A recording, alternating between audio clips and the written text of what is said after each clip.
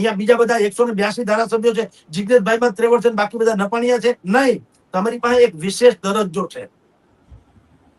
જેમ આજ્ઞાની પાછળ ઓલી લાઈટ હોય ને, લાઈટ આજ્ઞાને, એ બીજા બધા પ્રાણીઓ કરતા અલગ તરી આવે. લાલ લાઈટ હોય એટલે પીળી લાઈટ હોય, લીલી લાઈટ, રાઈટ?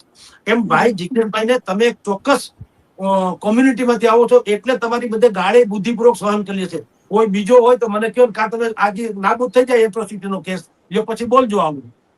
તો ભલામણા તમે સમજો છો પાછા. અમે એમ નથી કહેતા કે તમારી આક્રમકતા ન હોવી જોઈએ, પણ દરેક વસ્તુ છે ને, રાવણની જાગૃતિ કરતા કુંભકર્ણની નિંદ્રા વધુ સારી.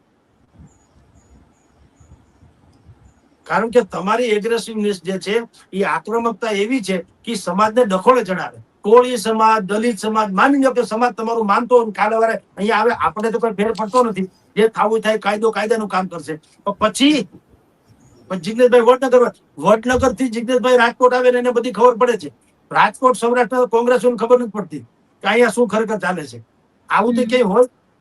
એટલે એને થોડુંક સંયમ બધા જો જાળવે, શાલીનતાથી, અને અલ્ટિમેટમ આપો, પછી તમે તારે ધબધબાટી કરો તો ક્યાંક વાજિબ વાતે લાગે. તમે 14 તારીખ સુધીનો અલ્ટિમેટમ આપો, સરકારને આપ્યું જ છે કે ભાઈ 14 તારીખે, તો ત્યાં સુધીમાં સરકાર એક્શન એટલે કે તપાસ કરે. જે રીતે મેડિકલ રિપોર્ટ તો ખોટો આવ્યો તો તમારે એક્શન, એ જિગ્નેશભાઈએ કેવું જોઈએ ને. જો એને પોતે કીધું છે પાછા કે જો આ કેસમાં હું ખોટો ઠરું તો ધારાસભ્ય પદ છોડી દઈશ. હવે એક તો ખોટું આવ્યું, અત્યારે મેડિકલી તો આવ્યું છે ને. ચાલો હવે શું થયું? હવે તમે પાછા એમ કહેશો કે આને નહીં બીજાને. તમે જો બાના કાઢો તો દરેક બાના કાઢે, એમ હું કહું છું.